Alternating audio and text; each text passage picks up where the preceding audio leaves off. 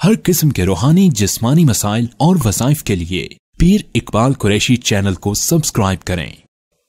इसके आगाज़ में अल्लाह रब्बुल इज़्ज़त ने जो है जहाँ अपनी तौहीद का, अपनी वहदानियत का आगाज़ किया और साथ ही इंसान की ज़ात के मुताल्लिक बताया कि इंसान को अल्लाह ने इसलिए पैदा किया है कि वो अल्लाह की बंदगी करे, इबादत करे।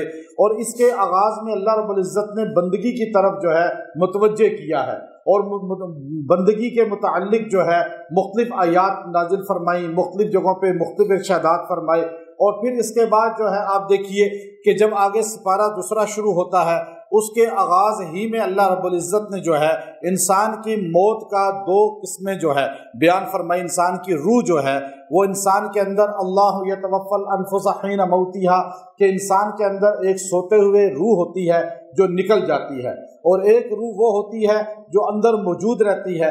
अब शाह अब्दुल कादिर रहमतुल्लाह अलैह अपनी तफसीर में लिखते हैं कि ये इंसान जब सोता है तो इसकी रूह जो निकल कर जाती है तो गोया कि ये नौम उख्तुल मौत कहा गया कि ये मौत की बहन है, सोया हुआ मरा हुआ बराबर है, इसे कोई पता नहीं होता कि मेरे पास क्या हो रहा है। ये रूह निकल कर जहाँ जहाँ जाती है, जिस से मुलाकात करती है, जो जो चीज़ें देखती है वो आपको ख्वाब में आ रहा होता है। वो असल में ख्वाब होता है कि रूह अर्श पे भी चली गई, आसमानों पे चली गई, दुनिया का किसी न किसी खित्ते की उसने सैर कर ली। तो जब रूह वापस आती है, ये उठता है तो वो पूछती है या अल्लाह मैं दाखिल हूँ या रोक दी जाऊँ। अब वो दाखिल अल्लाह के अमर से होती है। अगर मौत वाक़ई होनी है नींद की हालत में तो उस रूह को बाहर ही रोक दिया जाता है। अल्लाह ने इसको यहाँ पे बयान फरमाया। इसके बाद इंसान के गुनाहों, खताओं और बदकारियों को देखकर अल्लाह उससे फिर भी मोहब्बत करते हैं। कुल या इबादियल्लज़ीना असरफू अला अनफुसिहिम ला तक़नतू मिर रहमतिल्लाह। अल्लाह रब्बुल इज़्ज़त ने फरमाया मेरे बंदे जो गुनाह हद दर्जे ज़्यादा करने वाले हैं और अपने आप को गुनाहों में लथपथ कर देते हैं, वो मेरी रहमत से नाउमीद मत हो, अल्लाह माफ़ करने वाला है।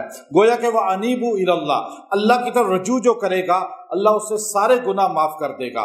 तो ये जो मौक़े मिलते हैं कि कभी एतकाफ़, कभी रमज़ान की ताक़रातें, कभी शब बरात और कभी रबीउल अव्वल, कभी रजब, कभी शाबान, ये सारे मौक़े मुहर्रम के ये इंसान को अल्लाह से रुजू करने के मिलते हैं कि इंसान अल्लाह के सामने तौबा इस्तग़फ़ार कर ले। उसके बाद वसीक़ल लज़ीना, अब ये दो तबक़ात का जिक्र किया, एक जहन्नम वालों का, एक जन्नत वालों का, और दोनों का अल्लाह ने बताया कि इन दोनों के साथ जो है क्या मामला पेश आया। गोया कि सूरत के अंदर अल्लाह ने हर अमल के मुताल्लिक जो है वाज़े तौर पे इंसान को बता दिया कौन सा अमल दोज़ख में ले जाने वाला है और कौन सा अमल जन्नत में ले जाने वाला है। फिर ये भी बता दिया जितनी चाहे बदअमली कर लो अल्लाह की रहमत से ना उम्मीद ना होना, अल्लाह गफूरुर रहीम और माफ़ करने वाला बेहतरीन अल्लाह इंसान का खालिक है। फिर जो अभी सूरा मोमिन आपके सामने तलावत हुई तरावी के अंदर, सूरा मोमिन कुरान पाक की वो सूरत है जो एक मर्द मोमिन के नाम पर है, जो फ़िरऔन के दरबार में एक मर्द मोमिन था। अब आप देखिए जब इंसान को बहुत ज़्यादा खौफ हो, ख़तरा हो और बहुत ज़्यादा जो है इंसान को खदशा हो कि मुझे तकलीफ़ या नुकसान कोई पहुंचा देगा, अपने तकलीफ़, खौफ, ख़तरे को ख़त्म करने के लिए, नुकसान से बचने के लिए ये आदमी सूरह मोमिन को रोज़ तिलावत कर ले, अल्लाह उसकी हिफाजत की ज़िम्मा ले लेगा और उसके घर की, उसकी हिफाजत हो जाएगी। सूरह मोमिन जो है ये हिफाजत का सबसे बड़ा सामान है और इसके अंदर अल्लाह रब्बुल इज़्ज़त ने आगाज़ के अंदर जो आयात नाजिल फरमाई। अब ये देखिए सैयदना उमर रज़ी अल्लाह तआला अन्हु को पता चला कि उनका एक गवर्नर शराब पीता है और वो जो है लोगों की बातों को नहीं सुनता, लोगों की परेशानियों को नहीं सुनता, जो अवाम है उसकी तकालीफ को नहीं सुनता ना समझता है, बस अपनी मस्ती में मस्त है। तो आपने जो है उसकी तरफ सूरह मोमिन की पहली आयात जो है ये लिख कर गाफिर ज़म काबिल तौब शदीदिल इक़ाब ज़िद तौल, अब ये आयत लिख कर भेज दी। अब क्या फरमाया, अब इसके अंदर अल्लाह ने बताया कि अल्लाह रब्बुल इज़्ज़त सख्त पकड़ करने वाला है, सख्त सज़ा देने वाला है और ढील भी देने वाला है। अब ये जब आयात लिखकर खाली उसको भेज दी, उस बंदे ने यूं पढ़ा तो एकदम कांपने लगा कि उमर बिन खत्ताब का लेटर है। और उमर बिन खत्ताब रज़ी अल्लाह तआला अन्हु धमकियाँ इस तरह नहीं देते थे जैसे आज लोग ये देते हैं सियासतदान हमारे एक दूसरे को स्टेज पे खड़े होकर। ये तो बेवकूफ़ लोग اور جو ہے جو بالکل کمزور لوگ ہیں یہ ان کی نشانی ہوتی ہے، جو دلیر اور جو قوت والے ہوتے ہیں ان کا یہ انداز نہیں ہوتا۔ تو یہ ہمارے جتنے بھی طبقات ہیں اس وقت کمزور ہیں، اس لیے بیٹھ کر خالی دھمکی دیتے رہتے ہیں اور کر کچھ نہیں سکتے۔ عمر بن خطاب رضی اللہ تعالیٰ کے نام سے تو شیطان بھی کانپتا تھا۔ جب آپ نے یہ آیات لکھ کر بھیجی تو اس بندے نے فوراً آپ کی خدمت میں جو ہے پہنچ کر توبہ کی اور اس کے بعد شراب بھی چھوڑ دی اور پھر عوام کی پریشانیوں کو سن کر حل کرنا شروع کر دیا۔ اللہ تبارک و تعالیٰ نے جو ہے اس کے آغاز میں جو ہے وہ جو عرش کے فرشتے ہیں وہ بھی ایمان والوں کے لیے استغفار کرتے ہیں۔ جو مومن ہے اس کے لیے فرشتے بھی استغفار کرتے ہیں۔ جو اللہ کی اطاعت زمین پر کرتا ہے، اللہ کی غلامی کرتا ہے، عبادات کرتا ہے، مساجد میں جاتا ہے، ذکر کرتا ہے، اس کے لیے عرش کے فرشتے بھی وہاں سے استغفار کرتے ہیں، گویا کہ فرش پہ اس کی دعائیں قبول ہونا شروع ہو جاتی ہیں اگر وہ یہ سمجھ لے کہ میرا عرش سے کنیکشن ہے۔ اور پھر اللہ رب العزت نے اس کے اندر جس مرد مومن کا ذکر کیا، وہ مرد مومن فرعون کے دربار میں ایک آدمی تھا اور اس نے موسیٰ علیہ السلام پہ کلمہ پڑھ لیا تھا، لیکن وہ چھپا کر رکھا ہوا تھا ایمان اس نے، چونکہ کہیں اس کو فرعون نقصان نہ دے دے۔ فرعون کرتا کیا تھا کہ وہ قتل کرتا تھا بڑے دردناک طریقے سے، ہاتھوں میں کیلیں ٹھوکتا تھا، پیروں میں کیلیں ٹھونکتا تھا اور پھر جو ہے پورے جسم میں کیلیں جگہ جگہ ٹھونک کر، بڑی بڑی لوہے کی اتنی بڑی بڑی کیلیں ہوتی تھی اور وہ یوں ٹھونک دیتا تھا۔ اس کے بعد جو ہے ان پہ تیر انداز جو ہے کئی 100 تیر والے یکدم تیر چھوڑتے تھے، آنکھوں میں، منہ میں، پیٹ میں، پوری باڈی میں کئی 100 تیر پیوست ہو جاتے تھے۔ بندہ کراتے ہوئے تکلیف کے ساتھ یوں مر جاتا تھا۔ لیکن وہ موت بھی دیکھیں، حضرت آسیہ بنت مذاہب نے رب ابن لی عندک بیتا فی الجنہ یہ دعا کی تھی اور اس موت میں ان کو تکلیف ہی نہیں ہوئی۔ تو اب یہ مرد مومن جو تھا، یہ وقال رجل مؤمن من آل فرعون یکتم ایمانہ، اس نے اپنا ایمان چھپایا ہوا تھا۔ اس سے کچھ لوگ یہ اخذ کرتے ہیں کہ ایمان کو چھپانا چاہیے، کتمان کرنا چاہیے، تقیہ کرنا چاہیے اور چھپا کر بات کرنی چاہیے۔ کبھی کسی جگہ جائیں اس لوگوں کے عقیدے کے مطابق ہو جائیں۔ اگر آپ کسی بھی اپنے مسلک پر ہیں، آپ باطل کے پاس جاتے ہیں تو باطل کے مذہب کے ہو جائیں، ان کی باتیں کریں۔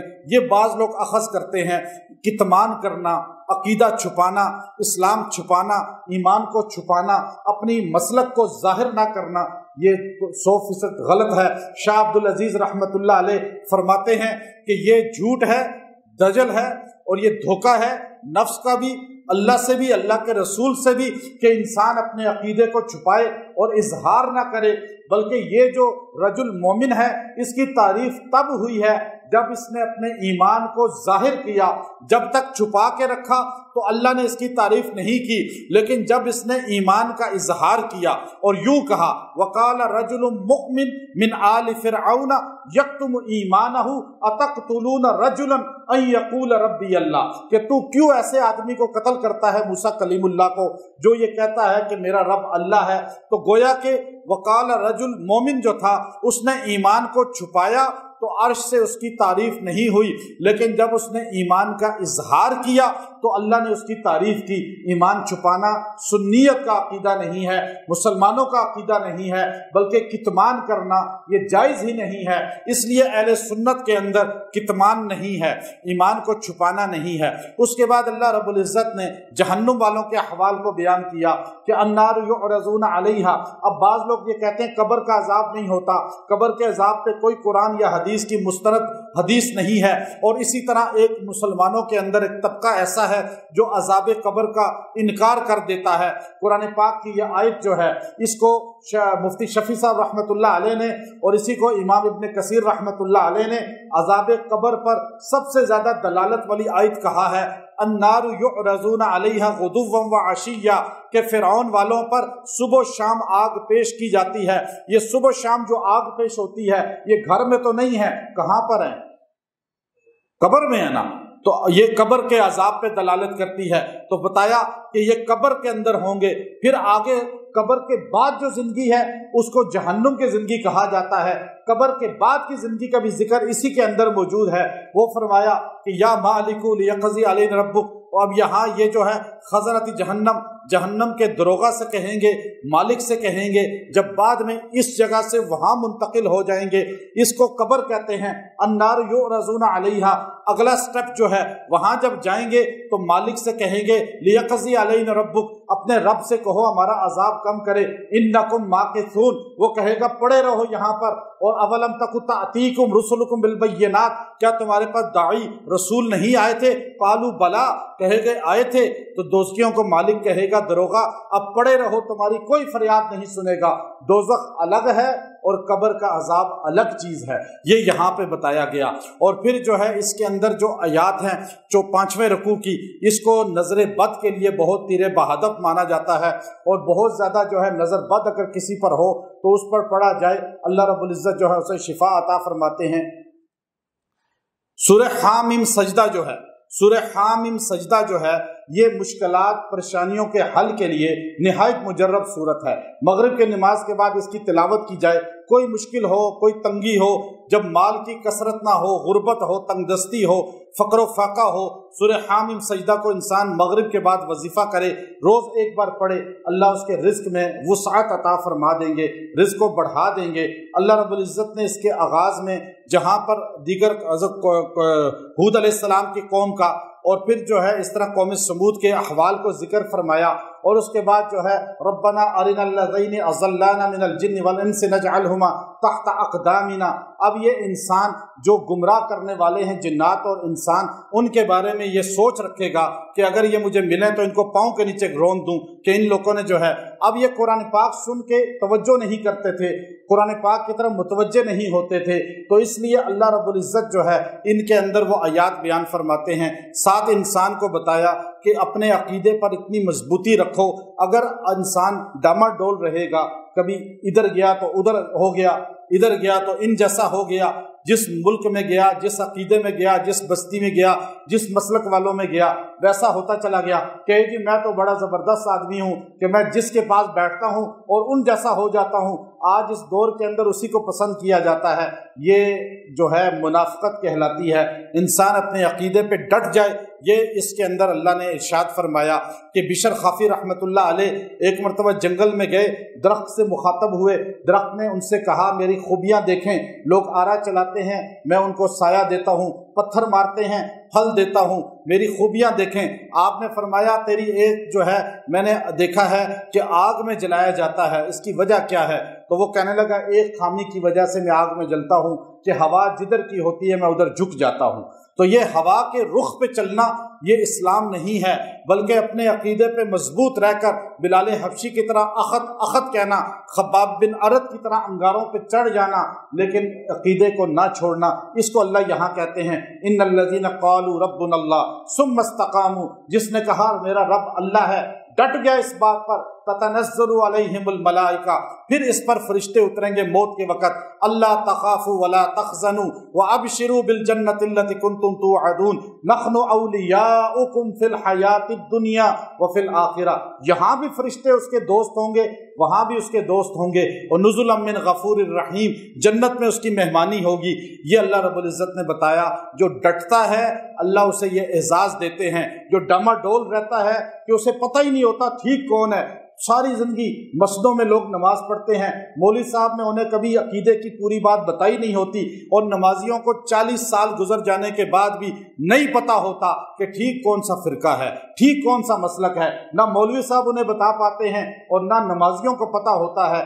ایسا بندہ کہاں ڈٹنے والا ہوگا، کہاں ایسے بندے کو جنت ڈائریکٹ ملے گی؟ اس لیے عقیدے پہ ڈٹنا، عقیدے کو سمجھنا، اپنے مسلک کو سمجھنا اور جنت کے راستے کو سمجھنا، صحابہ کی زندگی کو سمجھنا، اس لیے اللہ رب العزت نے اگلی آیت ساتھ جوڑی جو وَمَنْ أَحْسَنُ قَوْلًا مِّمَّنْ دَعَا إِلَى اللَّهِ وَعَمِلَ صَالِحًا، کہ یاد رکھو سب سے بہترین بات اس کی ہے جو لوگوں کو اللہ کی طرف بلاتا ہے، وَقَالَ إِنَّنِي مِنَ الْمُسْلِمِينَ، اور تکبر نہیں کرتا، کہ مجھے بہت علم ہے، میرے پاس بہت کچھ ہے، میں لوگوں کو سمجھاتا ہوں، بلکہ وہ کہتا ہے میں تمہاری طرح کا عام انسان ہوں۔ اللہ نے جو اسے دعوت کا ملکہ دیا ہے، اس دعوت سے وہ لوگوں کے عقائد کی اصلاح کرتا ہے۔ ومن احسن، یہاں احسن کا لفظ بولا، تشریح سورہ تبارک الذی کی یہاں ہوئی، الذی خلق الموت والحیات لیبلوکم ایکم احسن عملا۔ پتہ چلے موت کو اس لیے پیدا کیا زندگی کو کہ احسن عمل کون کرتا ہے۔ احسن عمل یہاں دعوت اللہ کو کہا گیا۔ تو جو تبلیغ ہے، لوگوں کو سمجھانا، قرآن و سنت کی طرف بلانا، یہ سب سے بہترین عمل ہے۔ اللہ اس کی ہمیں توفیق عطا فرمائے۔ وآخر دعوانا ان الحمد للہ رب العالمین۔